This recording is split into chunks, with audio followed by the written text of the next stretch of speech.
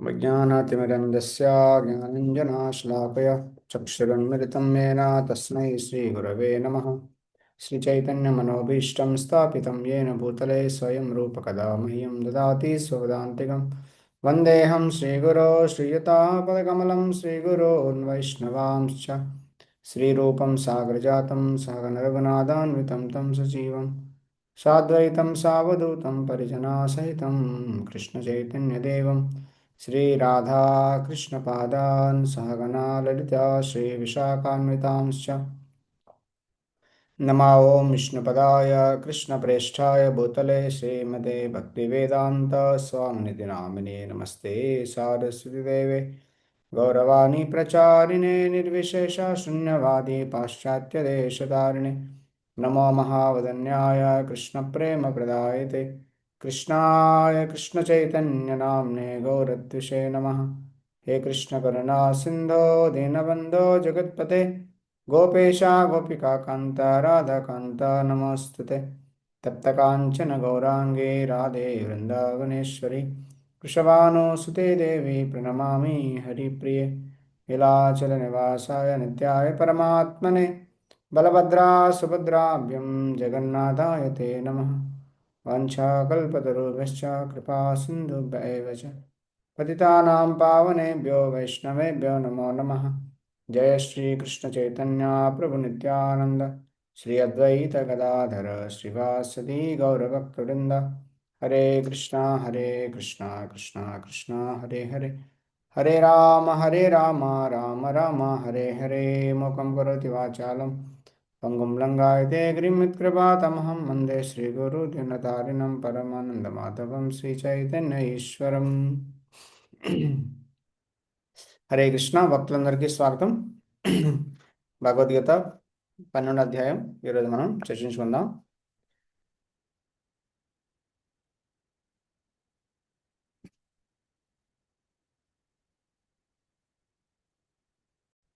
Screen కనిపిస్తుందండి? Chat బాక్స్లో type చేసి చెప్పండి.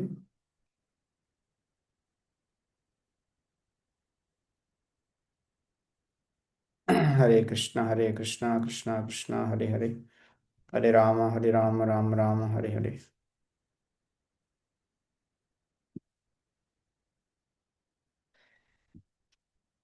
సో మనం వచ్చేసి కనిపిస్తుంది కదండి స్క్రీన్?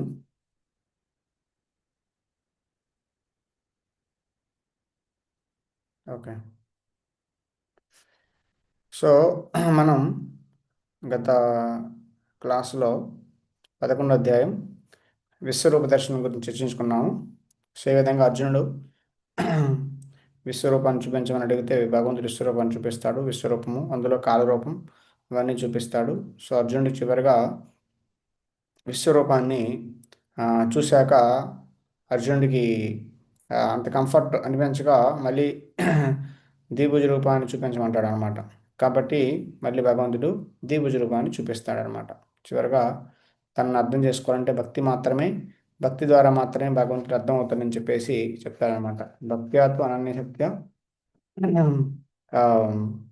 అహమే విదోర్జున జ్ఞాతం ద్రష్టం తేన ప్రవేశిష్టం చ పరంతప. సో భక్తి ద్వారా మాత్రం నన్ను ఎవరైనా తెలుసుకోగలుగుతారు, భక్తి లేకుండా నన్ను తెలుసుకోలేరు అని చెప్పేసి భగవంతుడు చెప్తాడు. కాబట్టి ఇప్పుడు 12వ అధ్యాయంలో భగవంతుడు భక్తి యోగం గురించి ఎలా భగవంతుని తెలుసుకోవాలి ఆ భక్తి యోగం ద్వారా అనే విషయాలు ఇక్కడ చెప్తారనమాట. సో ఈ అధ్యాయం అంతటిని కూడా జీఓడి గాడ్ అనే అక్రోనిం ద్వారా మనం అర్థం చేసుకోవచ్చు. జీ అంటే గాడ్ హెడ్, భగవంతుడి గురించి పరతత్వం గురించి మొదటి 7 శ్లోకాలు. దాని తర్వాత ఎంపికలు అంటే మనం ఏ విధంగా భగవంతుని చేరుకోవడానికి భగవంతుడు డిఫరెంట్ స్థాయిల్లో మార్గాలు చూపిస్తాడనమాట. మన స్థాయిని బట్టి మనం ఏ మార్గాన్ని ఎంచుకోవచ్చు అనే విషయాలు ఇక్కడ చెప్తాడు. దాని తర్వాత భక్తుడి యొక్క మంచి గుణాలు, భక్తునికి ఉండేటువంటి సద్గుణాలు ఏవైతే ఉంటాయో అవి భగవంతుడికి చాలా ప్రియము. ఆ సద్గుణాలు భగవంతుడి ప్రియమైనటువంటి సద్గుణాలు ఏంటో చివరిగా భగవంతుడి అధ్యాయంలో ఎక్స్ప్లెయిన్ చేస్తాడు. ఈ అధ్యాయం చాలా చిన్నదైనప్పుడు కూడా చాలా చాలా ఇంపార్టెంట్ అయిందనమాట. సో ఇందులో 20 శ్లోకాలు మాత్రమే ఉన్నాయి, కానీ చాలా చాలా ఇంపార్టెంట్ అండి 12వ అధ్యాయం భక్తి యోగము. సో కాబట్టి ఈ భక్తి యోగం గురించి ఈరోజు మనం అర్థం చేసుకోవడానికి ప్రయత్నం చేద్దాం. ఓకే, సుగతాధ్యాయంలో కృష్ణుడు భక్తి యోగం గురించి చెప్తున్నాడు. శ్యామసుందర రూపం అనేటువంటి ద్విభుజ రూపం అన్నమాట. కృష్ణుడి యొక్క రూపం అనేది భగవత్ సాక్షాత్కారంలో చాలా ఉన్నతమైనదని చెప్పేసి ఆ, అర్జునుడికి అర్థమవుతుంది. కాబట్టి ఇప్పుడు ఈ అధ్యాయంలో రెండు రకాల వ్యక్తులు ఉంటారు అన్నమాట. సో ఒకరు వచ్చేసి భగవంతుడి యొక్క సాకార రూపాన్ని పూజించేవాళ్ళు, ఇంకొకరు భగవంతుడి యొక్క నిరాకార రూపాన్ని పూజించేవాళ్ళు అనమాట. అంటే భగవంతుడి యొక్క కృష్ణుడికి సేవ చేసే డైరెక్ట్గా కృష్ణుడి యొక్క రూపానికి సేవ చేసేవాళ్ళు, పూజించే వాళ్ళు ఒక రకం. ఇంకొకరు వచ్చేసి భగవంతుడి యొక్క నిరాకారం, జ్యోతి, కాంతిని పూజించే వాళ్ళు, కాంతి మీద ధ్యానం చేసేవాళ్ళు ఉంటారనమాట. సో వీళ్ళిద్దరిలో ఎవరు గొప్పవారు, ఏ మార్గం గొప్పదని అర్జునుడు అడుగుతాడనమాట. సో ఒకటి అవ్యక్త రూపం, ఇంకోటి ఆ, వ్యక్తమైనటువంటి రూపం అనమాట. ఈ రెండిట్లో ఏది గొప్పదని కృష్ణుడిని అర్జునుడు అడుగుతాడనమాట. ఓకే, దానికి సమాధానంగా భగవంతుడు ఇక్కడ చెప్తారనమాట. సో ఫస్ట్ శ్లోకంలో అర్జునవాచ ఏవం సతతయుక్తాయే భక్త్యా స్వాం పర్యుపాసతే ఏ చాప్యక్షరమవ్యయం ఏ చాప్యమక్షరమవ్యక్తం తేషాం కే యోగవిత్తమాహ. సో ఇక్కడ ఏం చెప్తున్నాడు, నీ అర్జునుడు అడుగుతాడు అనమాట, నీ భక్తి సేవలో సర్వదా నియుక్తమైనటువంటి భక్తులు గొప్పవారా, లేదా అవ్యక్తమైనటువంటి నిరాకార బ్రహ్మాన్ని పూజించేవారు గొప్పవారా, ఇద్దరు ఎవరు పరిపూర్ణులుగా భావించబడతారు కృష్ణ, చెప్పు అని అంటున్నాడు అనమాట. సో నిరాకారమైనటువంటి జ్యోతి అంటే పరమ సత్యము, పరబ్రహ్మ స్వరూపము, జ్యోతి, కాంతి, భగవంతుడికి రూపం లేదు అని అనుకుంటారు. ఒకవేళ రూపం ఉన్నా మాకు రూపంతో పని లేదు, మాకు ఆ దివ్యమైనటువంటి జ్యోతి ముఖ్యం కాబట్టి ఆ జ్యోతి మీద ధ్యానం చేసే వాళ్ళు కొంతమంది ఉంటారండి. లేదు, భగవంతుడు చాలా మధురమైనటువంటి, చాలా అందమైనటువంటి, చాలా ఆ, ప్రేమ కలిగినటువంటి స్వరూపుడు భగవంతుడు, సచ్చిదానంద స్వరూపుడు భగవంతుడు, ఒక వ్యక్తి, ఒక పర్సన్ అని భావించి అలా కృష్ణుని అలా పూజించే వాళ్ళు ఉంటారన్నమాట. వీరిద్దరిలో ఎవరు సరైన మార్గంలో ఉన్నవారు, ఎవరు పరిపూర్ణులు అని చెప్పేసి కృష్ణుడిని అర్జునుడు ప్రశ్న వేస్తున్నాడు అనమాట. ఈ ప్రశ్న అనేది చాలా చాలా ఇంపార్టెంట్. ఎందుకంటే చాలా మందికి కన్ఫ్యూజన్ ఉంటుంది అనమాట, అసలు భగవంతుడి రూపం ఉందా, భగవంతుడి రూపం లేదా అని చెప్పేసి. ఎందుకంటే రెండు మార్గాల్లో వెళ్ళే వాళ్ళు ఉంటారన్నమాట. ట్రాన్సెండెంటలిస్ట్ అంటారు వాళ్ళని. సో ఈ యోగులు రెండు రకాలుగా ఉంటారన్నమాట. వీళ్ళు ఎవరు గొప్పవారు అని చెప్పేసి అర్జున్. అహం బ్రహ్మాస్మి. సో కొంతమంది ఉంటారండి, వాళ్ళు ఈ మార్గంలో అహం బ్రహ్మాస్మి. నిరాకార మార్గంలో ప్రయాణం చేసేవాళ్ళు, ఈ మార్గాన్ని ఎంచుకునే వాళ్ళు, నేను ఈ శరీరం కాదు, నేను ఆత్మను తెలుసుకోవడానికి చాలా తపస్సు చేస్తారన్నమాట. చుట్టూ అగ్ని వెలిగించి తల మీద కూడా అగ్ని పెట్టుకొని ఆ ప్రయత్నం చేయడానికి, ఆ అగ్ని మధ్యలో ఉండడానికి ప్రయత్నం చేస్తారన్నమాట. ఎందుకంటే మన మనస్సు అనేది మనకి శరీరానికి ఏదో అనుకూలంగా ఉంటుందో అది కోరుకుంటుంది. చలికాలంలో మనకి వేడి నీళ్ళు కావాలి, వేసవి కాలంలో మనకి చల్లని నీళ్ళు కావాలి. వేసవి కాలంలో వేడి నీళ్ళు మనకు నచ్చవు, చలికాలంలో చల్లని నీళ్ళు మనకు నచ్చవు అనమాట. కాబట్టి మనసు ఈ విధంగా సంకల్పం వికల్పం చేస్తుంది, నచ్చినవి యాక్సెప్ట్ చేస్తుంది, నచ్చినవి తిరస్కరిస్తుంది అనమాట. కాబట్టి దీనికి అతీతంగా వెళ్ళడం కోసం వాళ్ళు వేసవిలో చల్లనీళ్ళు కాకుండా వేసవిలో ఇంకా చుట్టూ అగ్గిపెట్టి, తల మీద కూడా అగ్గిపెట్టి మధ్యలో కూర్చుంటారు. చలికాలంలో హిమాలయాల్లో గంగోత్రి, యమునోత్రి లేదంటే హరిద్వార్, ఋషికేశ్లో కూర్చొని ఆ గంగలో కూర్చొని చల్లని ఐస్ లాంటి నీళ్ళ మధ్యలో కూర్చొని ధ్యానం చేయడానికి ప్రయత్నం చేస్తుంటారు అనమాట. నేను ఈ శరీరం కాదు, నేను ఈ శరీరం కాదు అని చెప్పేసి. ఇలా వాళ్ళు ఓం బ్రహ్మాస్మి, అహం బ్రహ్మాస్మి, ఓహం బ్రహ్మాస్మి అని చెప్పేసి ధ్యానం చేయడానికి అహం బ్రహ్మాస్మి.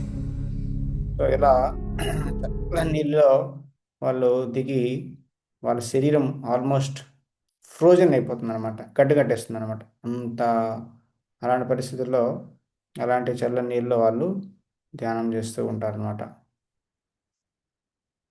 ఓకే, ఇదొక మార్గం. ఓకే, దాని తర్వాత వచ్చేసి భగవంతుడు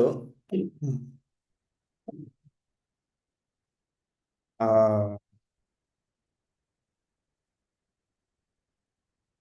ఉమ్, సో భక్తి యోగంలో ఉండే వాళ్ళని ఏ విధంగా భగవంతుడు త్వరగా ఈ సాగరం నుంచి సంసార సాగరం నుంచి ఏ విధంగా రక్షిస్తాడో అని చెప్పేసి.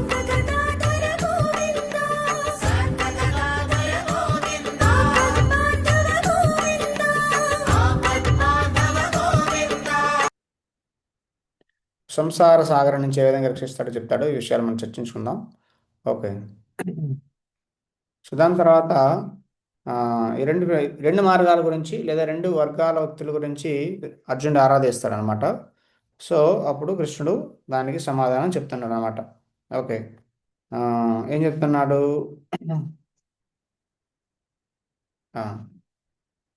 శ్రీ భగవాన్ ఉవాచ మయ్యావేశ్య మనోయో మాం నిత్యయుక్త ఉపాసతే శ్రద్ధయా పరయోపేతస్ తేమే యుక్త తమోమత. ఎవరైతే నా యొక్క ఆకారం సాకారమైనటువంటి నా రూపం మీద మనస్సుని ఆ, స్థిరంగా ఉంచి నన్ను పూజిస్తూ నా సాంగత్యంలో ఉంటారో వాళ్ళు అందరికన్నా గొప్పవాళ్ళు అని చెప్తున్నాడు అనమాట. వాళ్ళు గొప్పవాళ్ళు అంటే భగవంతుడి యొక్క సాకార రూపం, భగవంతుడి యొక్క ఆకారం మీద, భగవంతుడి యొక్క వ్యక్తిగత రూపం మీద ధ్యానం చేసేవాళ్ళు, మనసు పెట్టేవాళ్ళు గొప్పవాళ్ళు వీళ్ళిద్దరు అని చెప్పేసి అంటారనమాట. ఇద్దరు గొప్పవాళ్ళే, కాకపోతే వాళ్ళిద్దరిలో భగవంతుడి యొక్క స్వరూపాన్ని రూపాన్ని పూజించేవారు గొప్పవాళ్ళు అంటారనమాట. ఓకే. అవ్యక్త నిరాకారాన్ని ఆరాధించే వ్యక్తి వాళ్ళని బ్రహ్మవాదులు అంటారన్నమాట.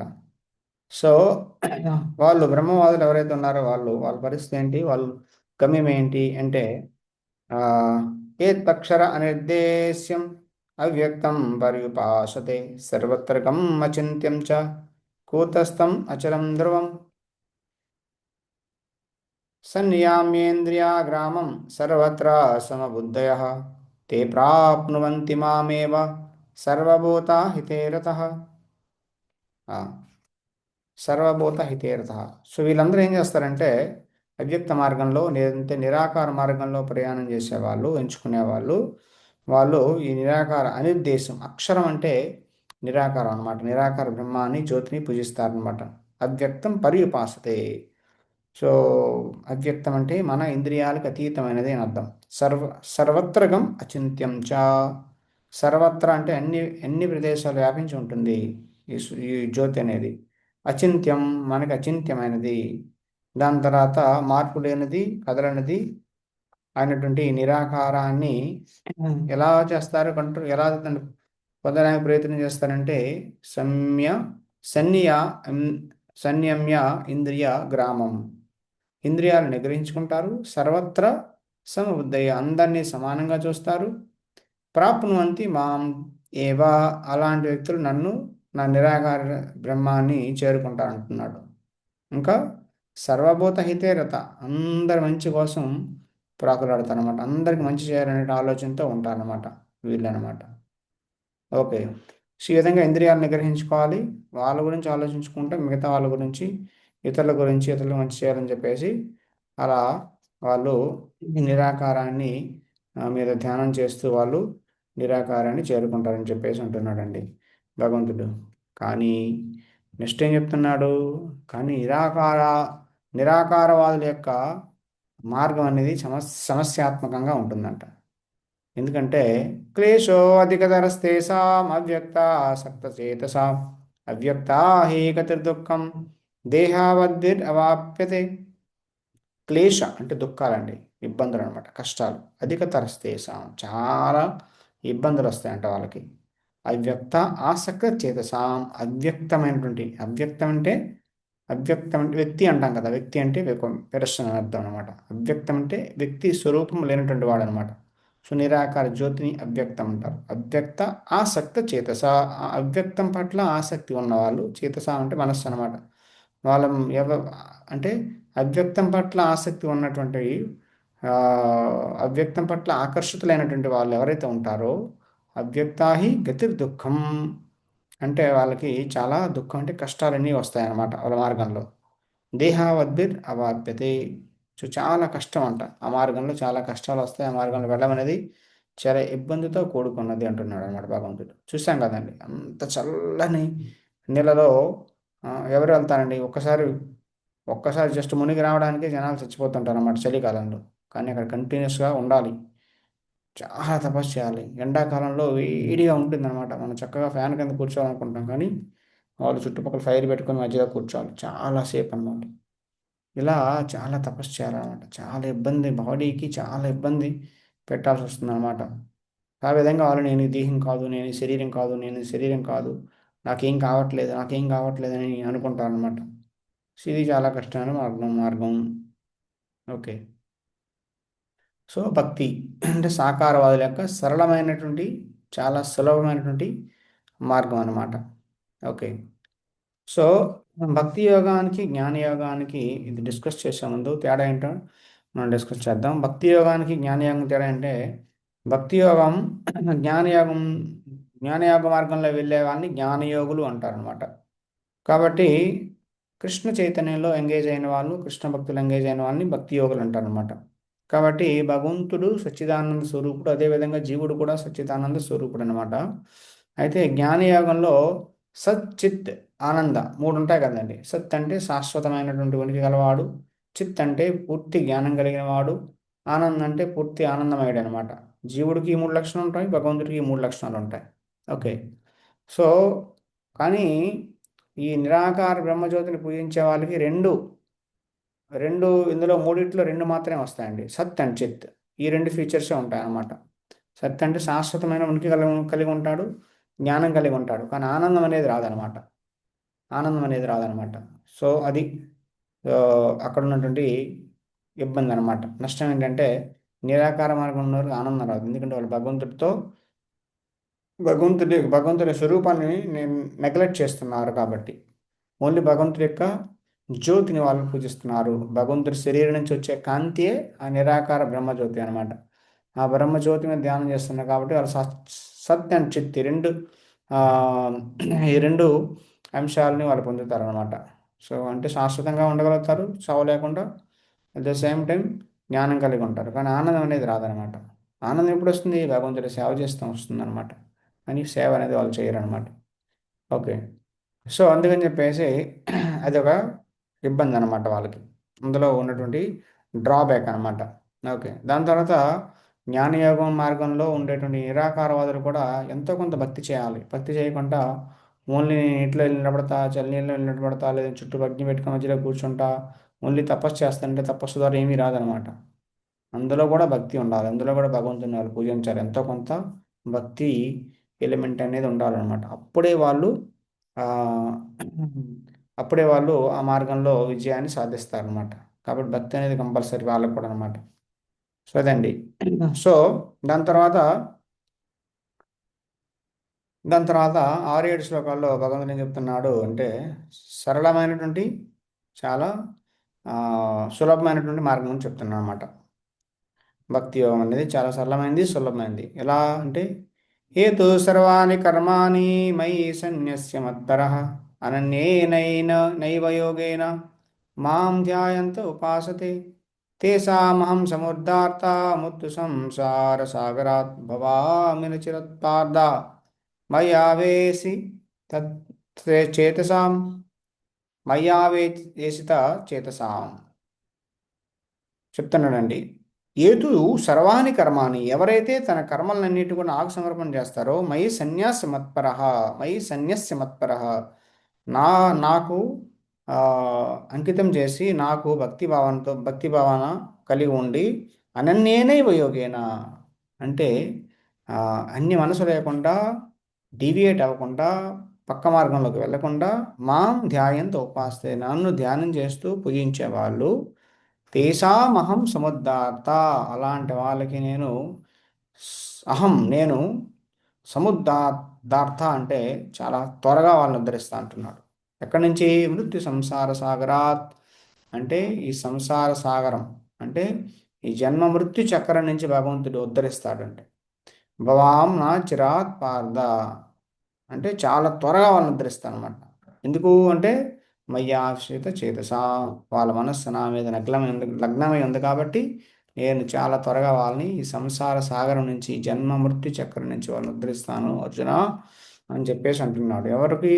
ఎవరైతే తన కర్మలన్నింటినీ కూడా భగవంతుడికి సమర్పణ చేసి భగవంతుని మీద వేరే మనసు లేకుండా భగవంతుని మీద మాత్రమే మనసు పెడుతూ భక్తి చేస్తారు అలాంటి వాళ్ళకి అనమాట. ఓకే. కాబట్టి నిరాకార బ్రహ్మాన్ని పూజిస్తే ప్రతిస్పందన ఏమి ఉండదు అనమాట. జ్యోతికి, నిరాకార బ్రహ్మానికి, జ్యోతికి ఏమి ఫీలింగ్స్ ఉండవు కదండి. కాబట్టి నీకు కష్టాలు వచ్చినా నష్టాలు వచ్చినా నీకు జ్యోతి ఏమి ప్రతిస్పందించదు అనమాట. అదే భగవంతుడి స్వరూపాన్ని రూపాన్ని పూజిస్తే భగవంతుడికి ఫీలింగ్స్ ఉంటాయి. అయ్యో నా భక్తుడి కష్టాల్లో ఉన్నాడే, వెళ్ళి హెల్ప్ చేయాలని చెప్పేసి, నా భక్తుడు ప్రార్థన చేస్తున్నాడే, నా భక్తుడు పిలుస్తున్నాడే, వెళ్ళి దర్శనం ఇస్తా అని చెప్పేసి భగవంతుడు అనుకుంటాడు అనమాట. కానీ జ్యోతి అయితే ఏమి ఫీలింగ్స్ ఉండవు అనమాట. కాబట్టి రెసిప్రొకేషను, ప్రతిస్పందన అనేది ఉంటుందన్నమాట భగవంతుడి రూపాన్ని పూజిస్తే. అది కూడా ఉందన్నమాట ఇందులో ఉండేటువంటి ఇంకొక లాభం అనమాట. ఓకే. దాని తర్వాత ఇప్పుడు భక్తి అనేది చాలా గొప్పదని ఇక్కడ స్థాపిస్తాడు. స్థాపించిన తర్వాత భగవంతుడు, సరే ఇప్పుడు భక్తి ఏ లెవెల్స్ ఉన్నాయి, ఎన్ని లెవెల్స్ ఉన్నాయి భక్తిలో, మనం ఎలా చేయాలి భక్తి, ఎంత చేయగలుగుతాం భక్తి, ఎంత చేయాలి అనే విషయాలు ఇక్కడ భగవంతుడు చెప్తున్నాడు అనమాట. ఓకే. అన్నిటికన్నా ఫస్ట్ చాలా ఉన్నతమైనటువంటి భక్తి మార్గం గురించి చెప్తున్నాడు అనమాట. ఓకే. 8వ శ్లోకం నుంచి. ఓ అంటే ఆప్షన్స్. సో మనం ఏ మార్గాన్ని ఎంచుకోవాలి వీటిల్లో అనేది మనం ఇప్పుడు తెలుసుకుందాం. ఓకే. సో 8, 9 శ్లోకాలు అంతర్గత ఇంద్రియాలతో భక్తి చేయడం, 10వది బాహ్యేంద్రియాలతో భక్తి చేయడం, 11వది మన యొక్క కర్మ యొక్క ఫలితాలను త్యాగం చేయడం, 12వది సోపాన క్రమం గురించి చెప్తున్నాడు అనమాట. సో 8వ శ్లోకంలో భగవంతుడు ఏం చెప్తున్నాడంటే, మయేవ మన ఆదత్స్వ మయి బుద్ధిం నివేశయ మయి నివసిష్యసి మయేవ అత ఊర్ధ్వం న సంశయః. మయేవ మన ఆదత్స్వ. సో మయేవ అంటే నాపై మాత్రమే, మన మనస్సు, ఆదస్వ నీ మనస్సు నాపైనే ఉంచు, మయి బుద్ధిం నివేశయ నీ బుద్ధిని కూడా నా మీదే పెట్టు అంటున్నాడు. నీ మనసుతో నన్నే నిరంతరము నా స్మరణే చెయ్యు, బుద్ధితో నిరంతరము నా గురించే ఆలోచన చెయ్యు అంటున్నాడు. నివసిస్యసి మయ్యేవా, ఆ విధంగా ఉంటే నువ్వు నాతోనే ఉంటావు అని చెప్తున్నాడు భగవంతుడు అన్నమాట. ఓకే. సో ఈ రెండు. దాని తర్వాత 9వ శ్లోకంలో ఇక్కడ రెండు చెప్తున్నాడు. ఒకటి ఏంటంటే మయ్యేవ మన ఆదర్శ, మనస్సుని భగవంతుని మీద లగ్నం చేయాలి. బుద్ధిని భగవంతుడు గురించి ఆలోచనలు పెట్టాలన్నమాట. అంటే మనం శాస్త్రాల్లో విన్నటువంటి విషయాల గురించి ఆలోచిస్తూ మన బుద్ధిని భగవంతుడు పై పెట్టాలన్నమాట. ఓకే. ఇలా చేస్తే నువ్వు నాతోనే ఉంటావు, ఎప్పుడు నాలోనే ఉంటావు అని అంటున్నాడు భగవంతుడు అనమాట. అత ఊర్ధ్వం న సంశయ, ఇందులో డౌటే లేదంటున్నాడు. సో ఇది అన్నిటికన్నా చాలా ఉన్నతమైనదనమాట. సో మై ఏవ మన ఆదస్వ అంటే భగవంతుని మనస్సు నిత్యము భగవంతుని మీద పెట్టి ఉంచడాన్ని స్మరణాత్మిక భక్తి అంటారండి. స్మరణాత్మిక అంటే ఎప్పుడు స్మరణ చేస్తూ ఉంటాం కాబట్టి స్మరణాత్మిక భక్తి అంటారు. చాలా గొప్పదనమాట. దాని తర్వాత మన మన బుద్ధిని భగవంతుని మీద పెట్టి భగవంతుడి గురించి ఆలోచన చేస్తూ ఉంటే, డిస్కషన్ చేస్తూ ఉంటే అది ఆలోచన, మన బుద్ధితో భగవంతుడి గురించి ఆలోచిస్తూ ఉంటారన్నమాట. దాన్ని మననాత్మిక భక్తి అంటారన్నమాట. స్మరణాత్మిక భక్తి ఒకటోది, రెండోది మననాత్మిక భక్తి. మనస్సు ఎప్పుడు భగవంతుడి దగ్గర ఉంటుంది మననాత్మిక భక్తి. దాంతో స్మరణాత్మిక భక్తి. బుద్ధి ఎప్పుడు భగవంతుడి గురించి ఆలోచన చేస్తూ ఉంటుంది స్మరణాత్మిక భక్తి అనమాట. సారీ, మననాత్మిక భక్తి అనమాట. ఫస్ట్ది మనసుతో చేసేది స్మరణాత్మిక భక్తి, బుద్ధితో చేసేది మననాత్మిక భక్తి. ఓకే. దాని తర్వాత ఇది నా వల్ల కాదు, మనస్సు ఎప్పుడు నిత్యము భగవంతునికి ఎలా లగ్నం అవుతుంది, బుద్ధి ఎప్పుడు భగవంతుని నుంచి ఎలా ఆలోచిస్తుంది, నా వల్ల కాదంటే భగవంతుడు దాని తర్వాత నెక్స్ట్ స్టేజ్ చెప్తున్నాను అనమాట. అత చిత్తం సమాధాతుం న శక్నోషి మయి స్థిరం అభ్యాసయోగేన తతో మాం ఇచ్చాప్తుం ధనంజయ. అత చిత్తం సమాధాతుం అంటే న శక్నోషి మయి స్థిరం, నువ్వు చేయలేకపోతే అభ్యాస యోగేన తతో, అభ్యాసం చేయి, ప్రాక్టీస్ చేయి. మనస్సుని నా మీద పెట్టడానికి ప్రాక్టీస్ చేయి. మనసు వెళ్ళిపోతుంది, లాగి మళ్ళీ పెట్టు భగవంతుని మీద, మళ్ళీ వెళ్ళిపోతుంది, మళ్ళీ లాగి మళ్ళీ పెట్టు, మళ్ళీ వెళ్ళిపోతుంది, మళ్ళీ లాగి మళ్ళీ పెట్టు. ఇలా ప్రాక్టీస్ చేస్తూ ఉండు. ఇలా ప్రాక్టీస్ చేస్తూ చేస్తూ చేస్తూ చేస్తూ ఉంటే సో ఒకప్పుడు స్లోగా స్లోగా స్లోగా అది ఉండడం భగవంతుడి మీద నిలకడగా ఉంటుంది అని చెప్తున్నాను అనమాట. కాబట్టి దీన్ని సాధనా భక్తి అంటారు. అంటే మనం జపం చేస్తాం, హరే కృష్ణ హరే కృష్ణ కృష్ణ కృష్ణ హరే హరే, హరే రామ రామ రామ హరే హరే. జపం చేస్తున్నప్పుడు మనసు ఎటు వెళ్ళిపోతుంది, మళ్ళీ దాన్ని తీసుకుని వచ్చి మనసు జపం మీద పెట్టాలన్నమాట. మళ్ళీ ఒక నిమిషం కానీ మళ్ళీ పారిపోతుంది, మళ్ళీ తీసుకుని వచ్చి ఏం చేస్తున్నావు, ఏం ఆలోచిస్తున్నావు, జపం మీద విను విను అని చెప్పేసి మనకు చెప్పాలన్నమాట. ఈ విధంగా మనసు పరిగెడుతుంటుంది, మనం తీసుకొచ్చి జపం మీద భగవంతుని మీద పెట్టాలన్నమాట.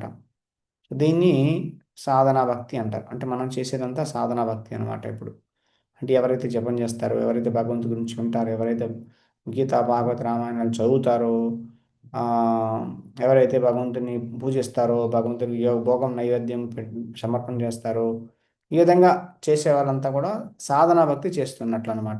అంటే మన మనస్సు భగవంతుడి మీద ఉండట్లేదు, మనం ప్రయత్నం చేస్తున్నాం అనమాట భగవంతుడి మీద తీసుకురావడానికి. దీన్ని సాధనా భక్తి అని చెప్పేసి అంటారనమాట. ఓకే. అభ్యాస రూపభక్తి అంటారు, లేదా సాధనా భక్తి, లేదా అభ్యాస రూపభక్తి అంటారు అన్నమాట. సో అభ్యాస రూపభక్తి అనేది మనం గురువు యొక్క మార్గదర్శకంలోనే చేయాలి. గురువు యొక్క మార్గదర్శకంలోనే చేయాలి. అన్ని నియమనిష్టలు ఫాలో అవ్వాలి. భగవంతుడికి నామాన్ని జపించాలి, భగవంతుడికి పూలు అన్ని సమర్పణ చేయాలి, భోగం సమర్పణ చేయాలి, విగ్రహాలని పూజించాలి, శాస్త్రాల్ని భగవద్భక్తుల నుంచి వినాలి, గురువు నుంచి వినాలి. ఈ విధంగా చేస్తూ అభ్యాసం చేయాలన్నమాట. భగవంతుడి గురించి ఆలోచించడం అనేది అభ్యాసం చేయాలన్నమాట. ఓకే. సో దాని తర్వాత ఈ విధంగా మూడింటి గురించి భగవంతుడు చెప్తున్నాడు అన్నమాట. కానీ ఇంకా తెలివి తక్కువ వాళ్ళు ఈ మూడు చేయలేరు అనమాట. స్మరణాత్మక భక్తి చేయలేరు, మననాత్మక భక్తి చేయలేరు, అభ్యాస రూప భక్తి కూడా చేయలేరు అనమాట. వాళ్ళ పరిస్థితి ఏంటి? ఎందుకంటే వాళ్ళ మనసు నిలకడగా ఉండట్లేదు అనమాట. వాళ్ళ క్లాసులో కూర్చోవడం చాలా కష్టం, భగవంతుడి వినడం చాలా కష్టం, బుక్ చదవడం కష్టం, జపం చేయడం కష్టం, ఆ, సహజంగా ఆలోచించడం అసలే కష్టం. అలాంటి వాళ్ళ పరిస్థితి ఏంటి? ఇంకా వాళ్ళ పని అయిపోయిందా అంటే కాదు, వాళ్ళు కూడా భగవంతుడు నెక్స్ట్ ఆప్షన్ ఇస్తున్నాడు. ఎందుకంటే వాళ్ళు స్థిరంగా ఏమీ చేయలేరు అనమాట. సో వాళ్ళకి భగవంతుడు ఏం చెప్తున్నాడంటే, ఆ, కృష్ణుడి కోసం పనిచేయమంటున్నాడు. Work for Krishna. అభ్యాసేప్యాసమర్థోసి మత్కర్మ పరమో భవ, మదర్థం కర్మ మదర్థం అపి కర్మాణి కుర్వన్ కుర్వన్ సిద్ధిమవాప్స్యసి. అభ్యాసేప్య సమర్థోసి అంటే మత్కర్మ పరమో, నా కోసం, నా ఆనందం కోసం పనిచేయి. ఓకే. నీ మైండ్ నా మీద లేకపోయినా నా కోసం, మదర్థం అపి, నా కోసం కర్మాని కర్మం చేయి. ఈ విధంగా చేస్తే ఏమవుతుంది? మన మనస్సులో స్లోగా భగవంతుని మీద వెళ్తుంది అనమాట. ఓకే. సో అంటే ఆ, మనం కర్మ ఫలితాలని త్యాగం చేయాలన్నమాట. సో అంతర్గత బాహ్యేంద్రియాల ద్వారా భక్తి చేయగలిగేవారు చాలా గొప్పవారు. కానీ కొన్నిసార్లు వాళ్ళు ఆ, సాంఘిక, కుటుంబ, మతపరమైన పరిగణనలు లేదా ఇతర అవరోధాల కారణంగా కృష్ణుడి కోసం ఒక పని చేయలేరు. ఇది నెక్స్ట్ స్టేజ్ అనమాట. కృష్ణుడు ఫస్ట్ ఏం చెప్తున్నాడు దీని ముందు? కర్మం తన కోసం చేయమంటున్నాడు అనమాట. ఏదో ఒకటి పని చేయి భగవంతుడి కోసం. ఓకే. ఏదో ఒకటి పని చేయి. ఓకే. అంటే భగవంతుడి కోసం ఆ, ఏదైనా చారిటీ చేయి, దానం ఇవ్వు, భగవంతుని ఆలయం నిర్మించడం కోసం, భగవంతుడి యొక్క గీతా భాగవతాలు ప్రింట్ చేయడం కోసం దానం చెయ్యి. ఓకే. ఈ విధంగా దానం చేస్తే నువ్వు కృష్ణుని స్మరించలేకపోయినా నువ్వు పరిపూర్ణతకి చేరుకుంటావు అనమాట. ఓకే. సో వాలంటరీగా స్వచ్ఛందంగా మనం ఏమీ తీసుకోకుండా కృష్ణుడి కోసం పనిచేయాలన్నమాట. అది కూడా ఆధ్యాత్మికమైనటువంటి యాక్టివిటీ అవుతుందన్నమాట. ఓకే. సో ప్రభుపాద గారు చెప్తారనమాట, ఏదైనా స్పిరిచువల్ యాక్టివిటీ చేయాలంటే, ఆధ్యాత్మికతని సమాజంలో ప్రచారం చేయాలంటే ల్యాండ్ కావాలి, దాని తర్వాత క్యాపిటల్ కావాలి, అంటే మూలధనం కావాలి, దాని తర్వాత మ్యాన్ పవర్ కావాలి, ఆర్గనైజేషన్ కావాలి, లేబర్ కావాలి, ఇవన్నీ కావాలన్నమాట. అప్పుడే ప్రచారం అనేది జరుగుతుందన్నమాట. కాబట్టి వీటి కోసం ఎవరైనా వర్క్ చేసి వచ్చేటట్టు చేయడం, లేదంటే దానం చేయడము, లేదంటే వీటిని సమకూర్చడం చేస్తే వాళ్ళు భగవంతుడి గురించి ఆలోచన లేకపోయినా, మనస్సు లేకపోయినా వాళ్ళు స్లోగా పరిపూర్ణతను చేరుకుంటారంట. కాబట్టి ఇది 4వ స్టేజ్ అండి. అంటే భగవంతుడి కోసం పనిచేయండి, మీ కర్మల్ని భగవంతుడి కోసం మీ కర్మల్ని సమర్పించండి, లేదంటే మీ కర్మ ఫలితాన్ని భగవంతుడికి ఇవ్వండి. ఇప్పుడు ఇదే చెప్తాను అనమాట. సాంఘిక కారణాల వలన, కుటుంబ మతపరమైన కారణాల వలన టెంపుల్ రాలేకపోవచ్చు. డైరెక్ట్గా మీరు కృష్ణ సేవ చేయలేకపోవచ్చు. కృష్ణ కోసం ఏ సేవ చేయలేకపోవచ్చు. సరే, నువ్వేం చేస్తున్నావో దాని ఫలితాలని వీటి కోసం ఇవ్వంటున్నాడు. ఓకే, నాకు బయట పని చేయాలి, ఉద్యోగం చేయాలి, ఈ పని చేయాలి, ఆ పని చేయాలంటే ఆ ఫలితాల్ని కృష్ణ కోసం సమర్పణ చేయి. స్లోగా నువ్వు కూడా పరిపూర్ణత వైపు వెళ్తామని చెప్తున్నాను అనమాట. చూడండి ఎంత ఈజీనో. కానీ మనం అది కూడా ఇవ్వడానికి సిద్ధం కాదనమాట. భగవంతుడి మీద మనస్సు పెట్టడానికి సిద్ధం కాదు. భగవంతుడి మీద మనస్సు అభ్యాసం ద్వారా, ప్రాక్టీస్ ద్వారా సాధన చేసి చేయడానికి మనం సిద్ధం కాదు. సరే, భగవంతుడి కోసం ఏదో పని చేయి, నువ్వు భగవంతుడి కోసం నీ సమయాన్ని వెచ్చించు, మరి అది కాదు.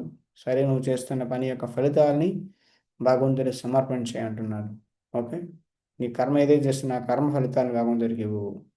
ఆ విధంగా నువ్వు పరిమళకి వస్తావంటే, అయ్యో నాకు కాదు, నాకు చాలా కావాలి, చాలా పనులు ఉన్నాయి, చాలా ఇవి ఉన్నాయి, చాలా ఇంట్లో సమస్యలు ఉన్నాయి, నాకు డబ్బు అంతా నాకు కావాలనుకుంటావు. సరే, నువ్వు అంతా ఇవ్వాల్సిన అవసరం లేదు. అందులో కొంత పోర్షన్ ఇవ్వు. 50% ఇవ్వు, 25% ఇవ్వు, 10%, ఎంతో కొంత భగవంతుడు అందులో కొంత ఎంతో కొంత ఇవ్వంటున్నాడు. ఓకే, ఇలా చేసినా నువ్వు స్లోగా ఆ, ఎంత కొంత అంటే మనకి అసలు ఏమీ కానంత అనమాట. అలా ఇచ్చిన మళ్ళీ ప్రయోజనం ఏమీ ఉండదన్నమాట. సరేలే, నేను తీసి జస్ట్ చిల్లర వేస్తా అని చెప్తే అది ఏమీ ప్రయోజనం ఉండదన్నమాట. కాబట్టి మా కర్మ ఫలితాలు అన్నీ ఇవ్వాలి. లేదంటే ట్యాంజిబుల్ అమౌంట్ కొంత పోర్షన్ అనేది, అందులో సిగ్నిఫికెంట్ పోర్షన్ అనేది భగవంతుడి యొక్క భక్తి ప్రచారం కోసం ఇవ్వాలన్నమాట. భగవంతుడి మందిరం నిర్మాణం కోసం ఇవ్వాలన్నమాట. భగవంతుడికి ఏదో ఒకటి చేయాలి మనం. ఓకేనా? అప్పుడు అప్పుడు మనం ఈ ఇంద్రియ భోగాల నుంచి బయటపడతాం అనమాట. ఈ కోరికల నుంచి బయటపడతాం అనమాట. మనది నా కోసం, నా కోసం అనే స్వార్థం నుంచి బయటపడతాం అనమాట. అన్నిటికన్నా ముఖ్యం మన స్వార్థం నుంచి మనం బయటపడాలన్నమాట. కాబట్టి ఇది చేయమంటున్నాడు అన్న భగవంతుడు. సో అంటే భక్తి అనేది డిఫరెంట్ స్టేజెస్లో భగవంతుడు కూడా చెప్తున్నాడు అనమాట. ఏది త్యాగం చేయకుండా ఏది రాదండి. కష్టపడకుండా ఏది రాదు. ఫ్రీగా వస్తే జనాలకు అన్నీ కావాలన్నమాట. ఫ్రీగా వస్తే ఏది రాదనమాట. భక్తిలో రకరకాల రిచువల్స్ ఉంటాయి, ఇవి ఉంటాయి, అవి ఉంటాయి, అవన్నీ కాదనమాట ముఖ్యం. మనం ఎంత త్యాగం చేస్తున్నాము భగవంతుడి కోసం, ఎంత సాక్రిఫైస్ చేస్తున్నాము, ఎంత కష్టపడుతున్నాము అనేది ముఖ్యం అనమాట. అంతే తప్ప ఫ్రీగా బ్లెస్సింగ్స్ కావాలి, ఫ్రీగా మెర్సీ కావాలి, ఫ్రీగా ఏదో కావాలంటే దాని ద్వారా ఏమీ రాదనమాట. అది జస్ట్ ఓన్లీ ఫార్మాలిటీస్ అంతే. సో మనం అర్థం చేసుకోవాలన్నమాట. ఏదైనా భక్తిలో మనం ముందుకు వెళ్ళాలంటే డెడికేట్ అవ్వాలి భగవంతుడికి. నీ జీవితం ప్రాణైర్ అర్ధైర్ దియా వాచ. సో నీ ప్రాణాన్ని భగవంతుడికి త్యాగం చేయాలి. అంటే నీ జీవితాన్ని భగవంతుడికి చేయాలి. అది చేయకపోతే నీ ధనాన్ని భగవంతుడికి త్యాగం చేయాలి. ప్రాణైర్ అర్ధైర్. అది చేయలేకపోతే నీ బుద్ధిని పూర్తిగా భగవంతుడి సేవలో వినియోగించాలి. ఓకే, ఇంకా వరస్ట్ ఏం చేయకపోతే కనీసం నువ్వు ఎన్నో 4 మాటలు 10 మందికి చెప్పు. వాళ్ళని కూడా మోటివేట్ చేయి. ఇంకా లాస్ట్ అనమాట ఆప్షన్. సో ఈ విధంగా భగవంతుడి కోసం మనం పని చేయాలన్నమాట. అప్పుడే మనం కృష్ణ చైతన్యంలోకి వస్తాం అనమాట. ప్రస్తుతం మనం అంతా మాయలో ఉన్నాం కాబట్టి మనకు అర్థం కావట్లేదు అనమాట. అయ్యో, భగవంతుడి కోసం నేను ఎందుకు చేయాలి, నాకు చాలా పనులు ఉన్నాయి, నేను చాలా బిజీ, నేను చాలా ఇది, నాకు చాలా అన్నీ ఉన్నాయి, నా యావగేషన్స్ ఉన్నాయని చెప్పేసి మనం అనుకుంటున్నాం. యాక్చువల్గా జీవుడు చేయాల్సింది, అన్నీ చేయాల్సింది భగవంతుడి కోసమే. ఓకేనా? మనల్ని భగవంతుడు అన్నీ మనల్ని చూసుకుంటాడు మనం భగవంతుడి కోసం చేస్తే. సో జీవుడు ఉన్నదే భగవంతుడి కోసం. జీవుడు యొక్క సృష్టి భగవంతుడి కోసం పెంచాడు అనమాట. జీవుడు సృష్టింపబడిందే దానికోసం అనమాట. కానీ జీవుడు తన సొంత వ్యాపారం పెట్టుకున్నాడు అనమాట ఎక్కడికి వచ్చాక. అందుకే చాలా స్ట్రగుల్ అవుతున్నాడు, చాలా కష్టపడుతున్నాడు, జన్మ మృత్యు చక్రంలో తిరుగుతూ ఉన్నాడు. కాబట్టి భగవంతుడు చెప్తున్నాడు అనమాట, నీ కర్మ ఫలితాలని త్యాగం చేయమంటాడు. నీ డబ్బు భగవంతుడు ఏం అవసరం లేదు. మన కర్మ ఫలితాలు భగవంతుడు ఎందుకు? కానీ మన మంచికి అనమాట. మనం కర్మ ఫలితాలను భగవంతుడికి ఇస్తే మనం కర్మబంధంలో చిక్కుకోకుండా ఉంటాం. భగవంతుడి పట్ల ప్రేమ అనేది, భక్తి అనేది డెవలప్ అవుతుంది అనమాట. అందుకోసం భగవంతుడు చెప్తున్నాడు అనమాట. లేదంటే సృష్టి అంతా అతందే, నువ్వు ఆ భగవంతుడికి ఇచ్చేది ఏమీ లేదనమాట. నువ్వు ఇచ్చేదండి భగవంతుడికి? నీ భూమి కావాలా, నీ పేపర్ నోట్లు కావాలా, నీ బంగారం కావాలా, లేదంటే నీ చేసేటువంటి ఫుడ్ కావాలి, నువ్వు ఏం కావాలి భగవంతుడికి? ఏమీ అవసరం లేదనమాట. అన్నీ ఉన్నాయి అతని దగ్గర. కానీ నేను ఎందుకు అడుగుతున్నాడంటే, నువ్వు నా కోసం చేయి, నీ కోసం చేసుకోకు అని చెప్తున్నాడు. అట్లీస్ట్ సగమైన చేయి, అట్లీస్ట్ పావలా వంతైనా నా కోసం చేయి. అట్లీస్ట్ స్టార్ట్ చేయి. ఎన్ని జన్మలు ఇప్పుడే స్టార్ట్ చేస్తే కొన్ని జన్మల తర్వాత ఏదైనా మనం కొద్దిగా భగవంతుడి వైపు వెళ్ళే అవకాశం ఉంటుందన్నమాట. స్వార్థంగా ఉంటే మనం ఏమీ భక్తిని చేయలేమన్నమాట. కర్మకాండ ద్వారా, రిచువల్స్ ద్వారా, లేదంటే ఏవో రకరకాల మార్గాల ద్వారా ఏది భగవంతుడి వైపు మనం ముందుకు వెళ్ళలేము. వెళ్ళాలంటే త్యాగం చేయాలి. త్యాగం అంటే నొప్పి పెడుతుంది, పెయిన్ వస్తుంది, బాధ వస్తుంది, చాలా ఇబ్బందిగా ఉంటుంది. కానీ అదే మనం చేయాల్సిన, చెల్లించాల్సినటువంటి మూల్యం అన్నమాట. భగవంతుడి కోసం త్యాగం చేస్తేనే మనం ముందుకు వెళ్తాం. కోర్స్ మనం త్యాగం చేయకపోయినా అన్నీ త్యాగం చేయించేటట్టు భగవంతుడు చేస్తాడు మృత్యు సమయంలో. కానీ అంతకుముందే మనం త్యాగం చేస్తే గొప్ప వాళ్ళం అవుతాం అన్నమాట. ఫోర్స్ఫుల్గా మనం త్యాగం చేయించబడతాం. దానివల్ల ఏమీ బెనిఫిట్ అనేది ఉండదన్నమాట. మన దగ్గర రూ. 100 అనుకోండి, ఎవరికైనా ఇచ్చామనుకోండి అవసరంగా ఉన్నవాడికి, ఎగ్జాంపుల్ చెప్తున్నా, వాడు హ్యాపీ ఫీల్ అవుతాడనమాట. నువ్వు కోల్పోయిన తర్వాత అయ్యో నా దగ్గర లేవు, నేను కోల్పోయానంటే ఆ రూ. 100 నీ దగ్గర పోయాయి.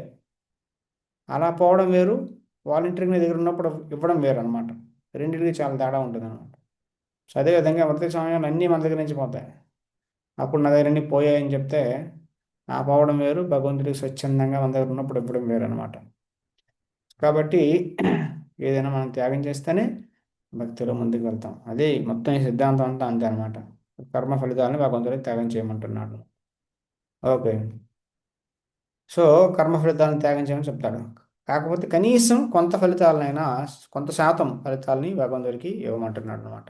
ఓకే.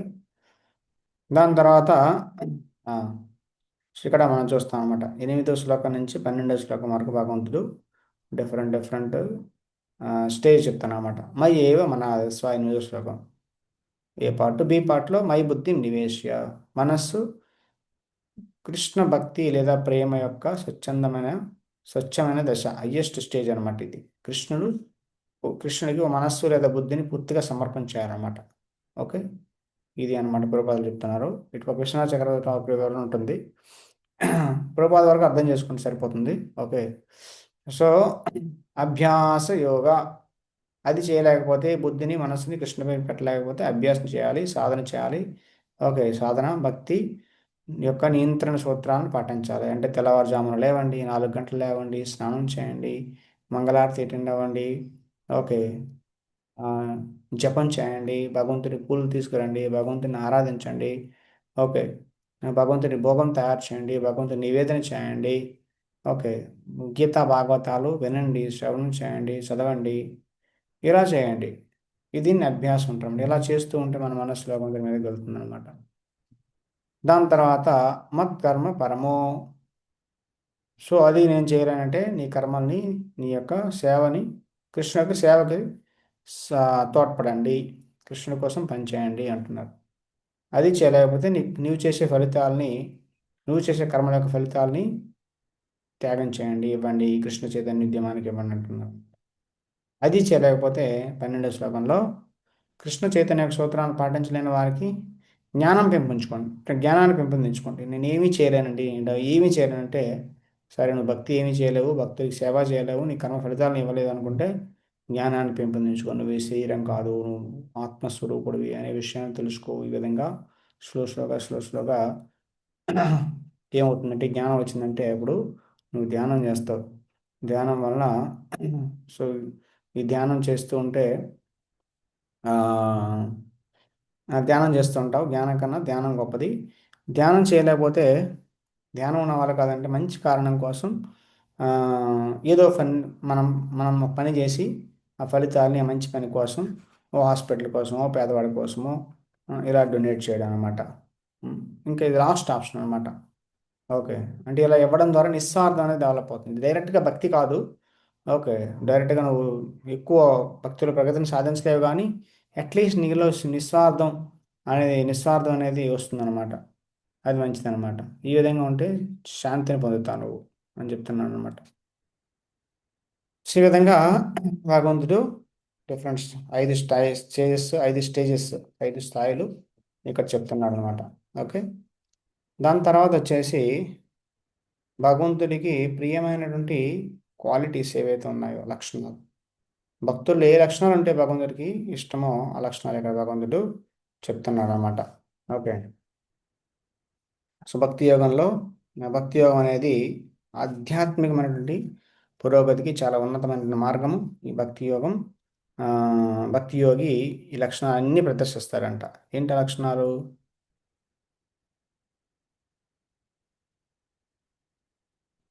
ఆ,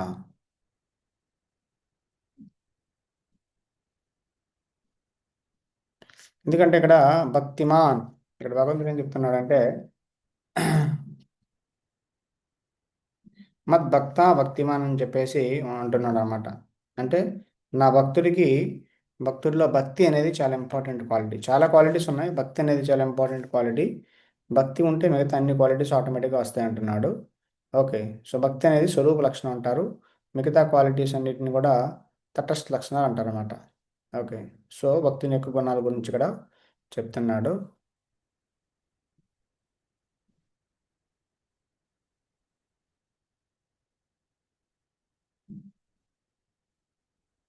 కుశలుడు సుధాముడు కృష్ణుడి యొక్క, కృష్ణుడికి సేవ చేస్తున్నాడు. దాని తర్వాత కృష్ణుడి సుధాముడు సేవ చేస్తున్నాడు అనమాట. ఓకే. హరాభక్తస్య కుదో మహద్గుణ, అంటే భక్తుడు కానివాడు కొన్నిసార్లు మంచి గుణాలు ఉన్నట్లు కనిపించవచ్చు, కానీ యాక్చువల్ మంచి గుణాలు కాదనమాట. ఎందుకంటే ఆ గుణాలు ఎక్కువసేపు ఉండవు, ఆ వ్యక్తి మారిపోతాడనమాట. చెడ్డ గుణాలు త్వరలోనే వాటిలో వచ్చేస్తాయి అనమాట. కాబట్టి భక్తుడి కానివాడికి ఎప్పుడు మంచి గుణాలు అనేవి ఉండవంటండి. ఓకే. ఇక్కడ చూస్తాం. సో భక్తుడి యొక్క గుణాలు ఏంటంటే అద్వేష్ట సర్వభూతానాం మైత్ర కరుణ ఏవ చ నిర్మమో నిరహంకార సమదుఃఖ సుఖక్షమి. అద్వేష్ట సర్వభూతానాం, మిగతా జీవుల పట్ల ద్వేషం అనేది ఉండదన్నమాట. ఇక్కడ మృగారి అనేటువంటి ఒక వేటగాడు క్రూరమైన జీవుల్ని అడవిలో చంపిస్తూ ఉండేవాడు అనమాట. జింకల్ని, దాని తర్వాత ఆ, కుందేలుని, దాని తర్వాత ఏమంటారు, ఉడుతల్ని, వీటిని చంపేసేవాడు అనమాట. సో నారదుని ఎలా చంపేవాడు? సగం చంపేవాడు అనమాట. సగం చంపి వాళ్ళు అవి ఏడుస్తూ ఉంటే వీడు నవ్వుతూ ఉండేవాడు అనమాట, ఆహాహా అని చెప్పేసి. చాలా ఆనందం పొందేవాడు అనమాట. అంత క్రూరమైన వ్యక్తి అనమాట. నారదముని చూసి ఆ, అతనికి ప్రచారం చేస్తారన్నమాట. ఇలా సగం చంపుతున్నానంటే, చంపాలంటే పూర్తిగా చంపే, సగం చంపకు అని చెప్పేసి అంటారు అనమాట. సో నంత నారదముని చూపిస్తారన్నమాట. ఎంతమంది జీవులు నువ్వు చంపుతున్నావో వాళ్ళందరూ కూడా నీ భవిష్యత్తులో నిన్నేం చేస్తారో చూపించి ఆ దృశ్యం అంతా చూపిస్తారు సినిమా లాగా. అందరూ వచ్చి ఇతన్ని కొరు ఇతన్ని హింసిస్తాయి అన్నమాట. సో అప్పుడు అర్థం చేసుకోండి, బాబరి ఎంత పాపం నాకు వస్తుందని చెప్పేసి ఆ, ఈ పాపం నుంచి బయటపడాలి, ఏం చేయాలంటే నారదుని అతనికి ఆ, ఉమ్, చక్కగా భగవంతుని నామాన్ని జపించమని చెప్తాడు. నామాన్ని జపించిన తర్వాత నారదుని చెప్పిన తర్వాత ఆ నామాన్ని జపిస్తారు. చెప్పించిన తర్వాత అతనిలో మంచి మార్పు వస్తుంది అనమాట. అప్పుడు నారదముని మళ్ళీ కలవడానికి వచ్చిన తర్వాత తోవలో చీమలు కనబడితే చీమలు కూడా మట్టకూడదు, చీమలు కూడా ఇబ్బంది కలగకూడదు అని చెప్పేసి ఇలా ఇలా ఎగురుకుంటూ వస్తారనమాట, వాటిని తప్పించుకుంటూ. సో నారదముని పర్వతముని వస్తారనమాట. అలా ఆశ్చర్యపోతారనమాట, ఇంత త్వరలోని ఈ వ్యక్తిలో, ఇంత క్రూరమైన వ్యక్తి ఇన్ని మంచి గుణాలు వచ్చేసాయి ఎంత త్వరలోనే అని చెప్పేసి ఆశ్చర్యపోతారనమాట. సో ఆ విధంగా భగవంతుని నామాన్ని జపిస్తే, భక్తి చేయడం ద్వారా క్రూరమైన వాడు కూడా మంచి వ్యక్తిగా మారిపోతాడనమాట. కాబట్టి అద్వేష్ట సర్వభూతానాం, అందరి పట్ల దయ కలిగి ఉంటాడు అనమాట. మైత్ర కరుణేవచ, అందరితో మిత్రత్వం కలిగి ఉంటాడు, ఫ్రెండ్లీగా ఉంటాడు, అందరి పట్ల దయ కలిగి ఉంటాడు అనమాట. నిర్మమో నిరహంకార. ఓకే. సో నిర్మమ, నాది అనేటువంటి భావన, ఇది నాది అనే భావన ఉండదు అనమాట. అతనికి అహంకారం లేకుండా ఉంటాడనమాట. చూడండి, ప్రతాపరుద్ర మహారాజు ఒడిశా రాజు అయినప్పుడు కూడా జగన్నాథుని ముందు ఏం చేస్తున్నాడు? బ్రూమ్ తీసుకొని రోడ్డు తుడుస్తున్నాడు అనమాట. నేను రాజుని, నేనేం తుడుస్తానని చెప్పేసి అనట్లా. భగవంతుని ముందు అందరు కూడా సేవకులే అనమాట. ఇలాంటి అహంకారం లేకుండా ఉంటాడు అనమాట. సమదుఃఖ సుఖ క్షమి. సో సుఖంలోను దుఃఖంలోను సమానంగా ఉంటాడు. ఆ, దాని తర్వాత క్షమాపణ కలిగి ఉంటాడు, సహిష్ణుతాభావం కలిగి ఉంటాడు, సంతుష్ట సతతం యోగి, ఎప్పుడూ సంతుష్టుడై ఉంటాడు అనమాట ఎల్లవేళలా.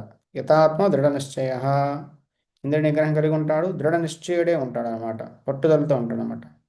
మై అర్పిత మనోబుద్ధి, మై అర్పిత మనోబుద్ధి, మనస్సు బుద్ధి అనేవి ఎప్పుడు నాపైనే ఉంచుతాడు అనమాట. సో ఆనందము బాధ రెండిట్లో పరీక్షిత్ మహారాజుని శపిస్తాడనమాట. సో ఒక బాలుడు సమ్యక్ ఋషి బాలుడికి శపిస్తాడనమాట. శృంగి 7 రోజుల్లో చనిపోవాలని చెప్పేసి పాము కరిచేసి నా చనిపోవాలని చెప్పేసి అంటే పరీక్ష వారు అస్సలు డిస్టర్బ్ అవ్వడం అనమాట. సో ఆనందం వచ్చినా బాధ వచ్చినా సమానంగా ఉంటారన్నమాట. సహనంతో ఉంటారు, సంతృప్తితో ఉంటారన్నమాట.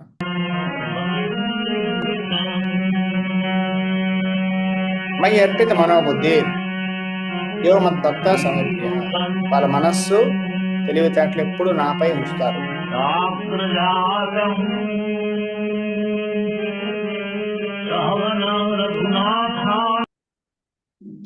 సో చూడండి, ప్రభుపాద వారు నిత్యము భగవంతుని యొక్క మనస్సు, భగవంతుని మీద మనస్సు, బుద్ధి అంతా కూడా భగవంతుని మీద పెట్టేవారు అనమాట. అటువంటి భక్తుడు నాకు చాలా యో మద్భక్త సమే ప్రియ, చాలా ప్రియమైన వాడు అంటున్నాడు. యస్మాన్నోద్విజతే లోకో లోకాన్నోద్విజతే చ యః హర్షామర్షభయోద్వేగైర్ముక్తో యాస సచ మే ప్రియ. యస్మాన్ నో ద్విజతే లోకో. ఆ వ్యక్తి అంట ఎవరిని ఇబ్బందులు గురి చేయడు, వేరే వాళ్ళ अरे మీద वे ఇబ్బంది కూడా పడ్డాడు. कोठरी में डाल दिया। नारायण नारायण नारायण नारायण नारायण नारायण नारायण नारायण ఆనందము, బాధ, భయం, ఆందోళన సమయంలో కూడా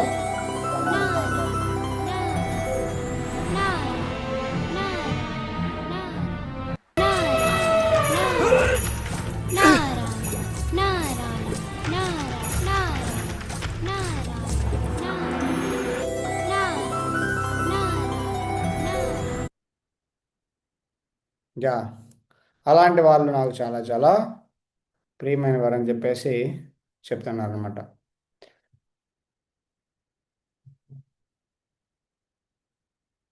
దాని తర్వాత సాధారణ కార్యకలాపాలపై ఆధారపడి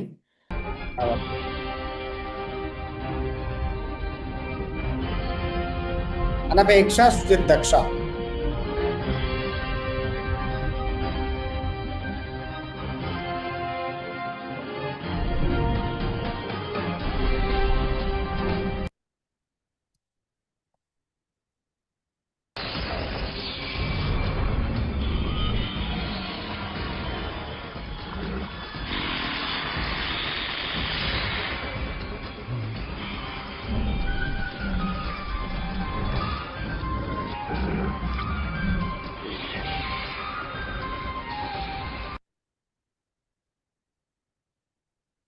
స్వచ్ఛమైన నిపుణుడైన, ఏం పట్టించుకోకుండా అన్ని బాధల నుంచి విముక్తి పొందిన, కొంత పని కొంత ఫలితం కోసం కూడా ప్రయత్నించరు అలాంటి వ్యక్తి.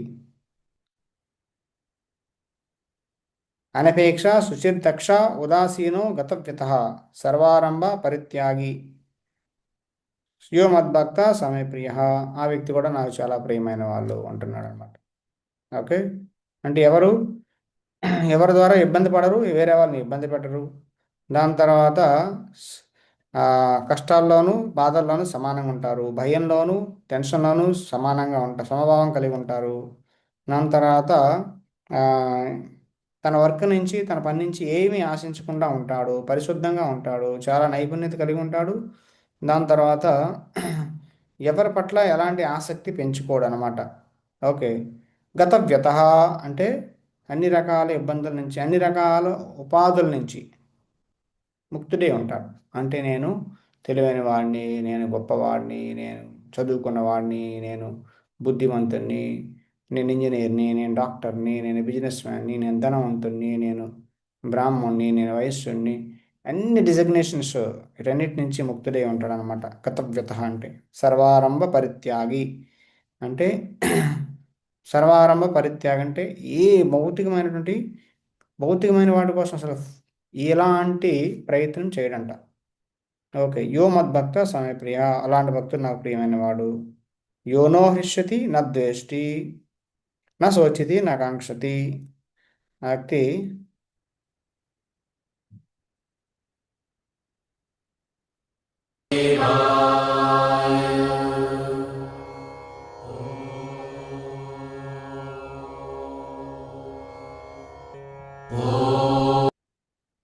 చూడండి, ధ్రువుడు భక్తి భక్తియుక్త మార్గాన్ని డివోషనల్ సర్వీస్ మార్గాన్ని వాళ్ళు ఎంచుకుంటారన్నమాట.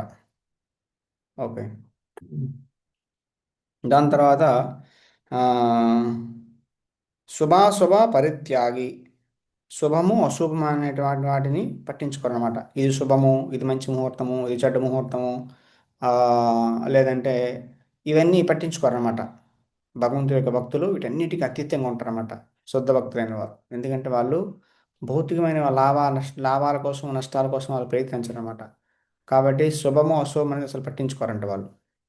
చూడండి, సో ఈ విధంగా ఉండేటువంటి శుభ అశుభ పరిత్యాగి. కాబట్టి ఏం చూసుకోరన్నమాట. కష్టం వచ్చినా నష్టం వచ్చినా ఒకటి, లాభం వచ్చినా నష్టం వచ్చినా ఒకటి, సుఖం వచ్చినా కష్టం వచ్చినా ఒకటే వాళ్ళకి. రెండిట్లోనూ వాళ్ళు భగవంతుడి భక్తిని చేసుకుంటారు కాబట్టి వీటన్నిటికి అతీతంగా ఉంటారన్నమాట. భక్తిమాన్ సమే ప్రియ, సమౌ శత్రు సమిత్రే చ, తథా మానాపమానయో శీతోష్ణ సుఖదుఃఖేషు సమసంగ వివర్జిత.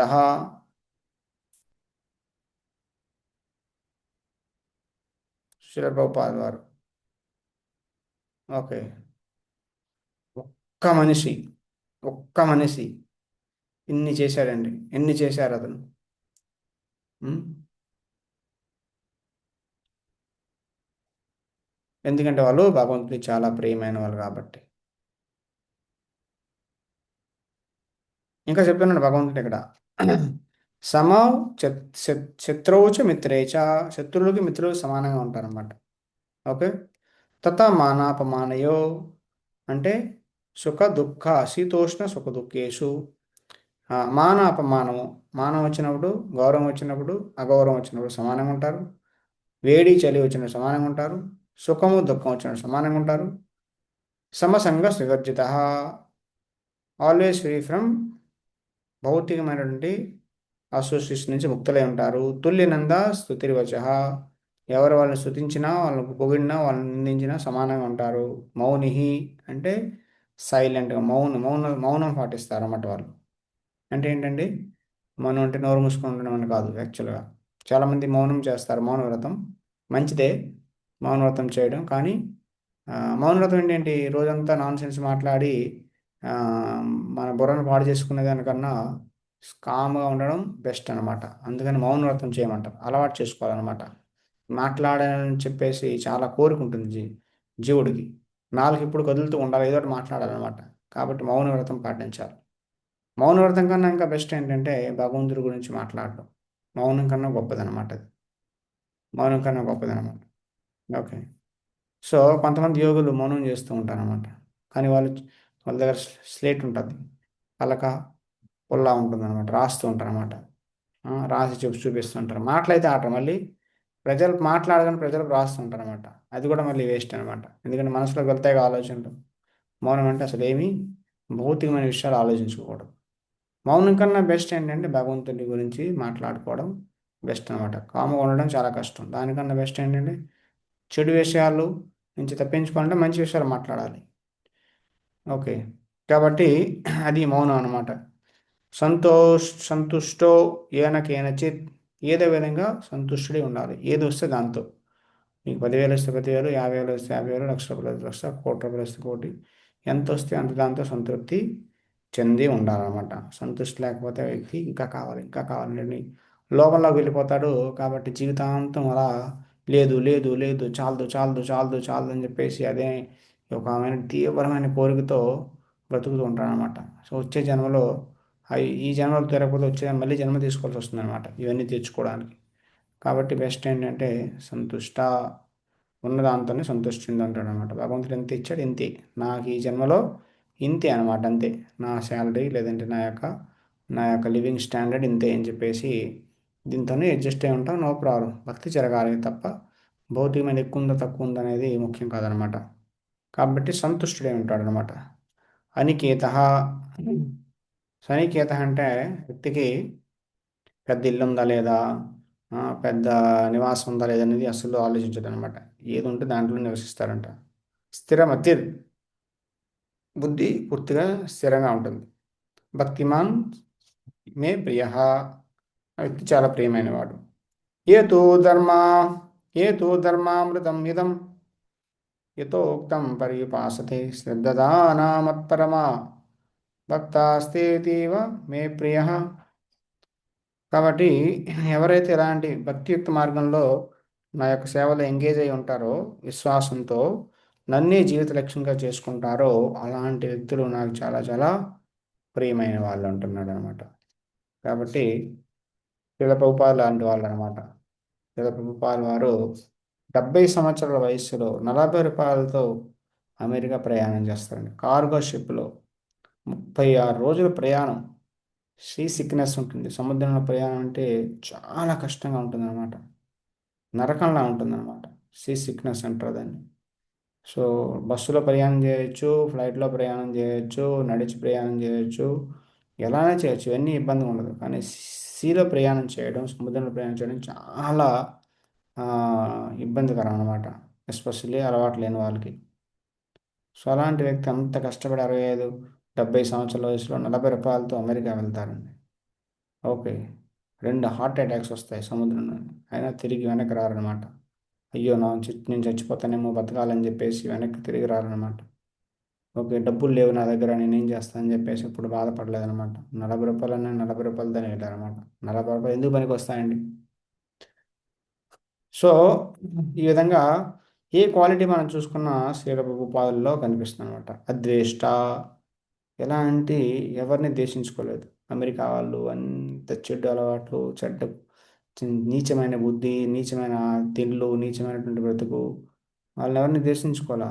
అందరితో ఫ్రెండ్లీగా ఉన్నారు. అందరి పట్ల జాలి కరుణ చూపించి అందరినీ ఇన్వైట్ చేసి, వాళ్ళ కీర్తన నేర్పించి, వాళ్ళ కీర్తనలో వాళ్ళని ఎంగేజ్ చేసి, వాళ్ళ చక్కని ప్రసాదం, కృష్ణ ప్రసాదం పెట్టారనమాట.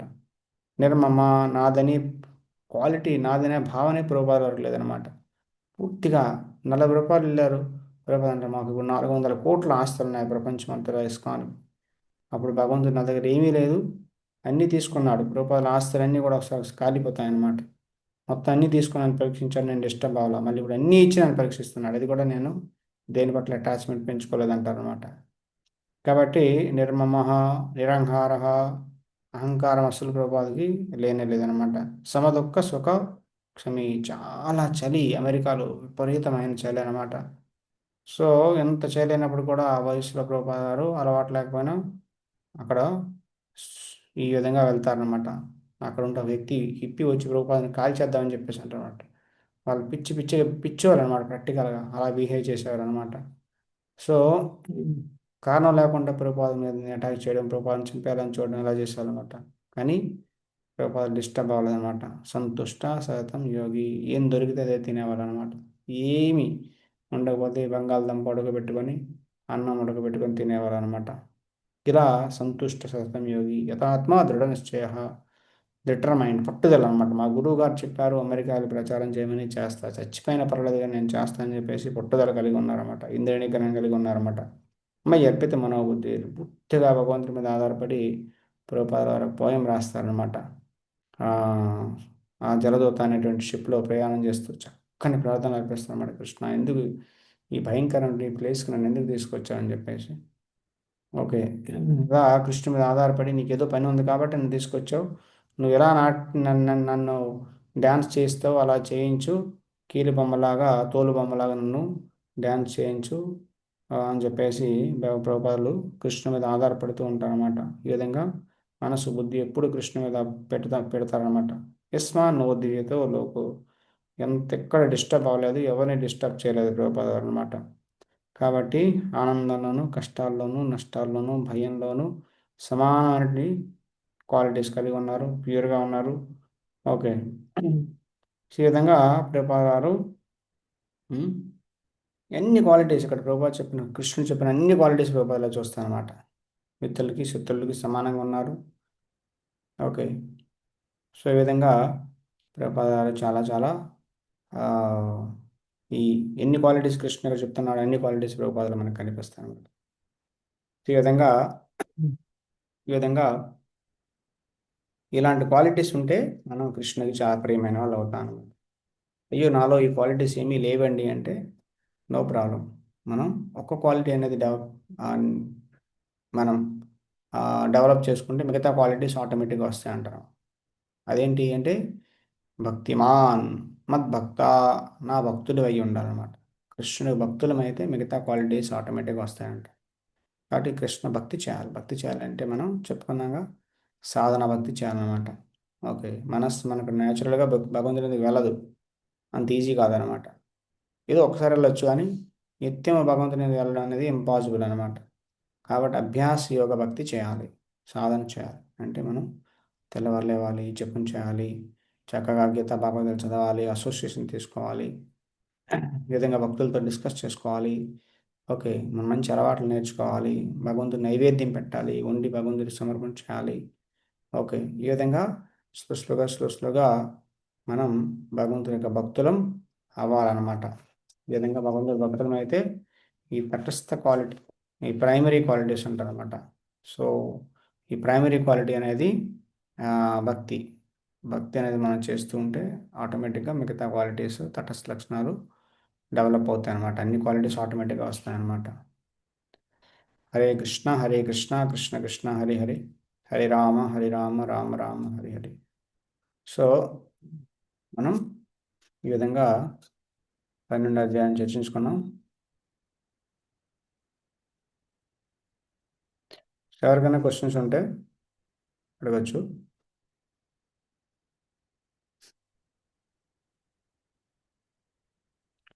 అన్మ్యూట్ చేసుకోవచ్చు.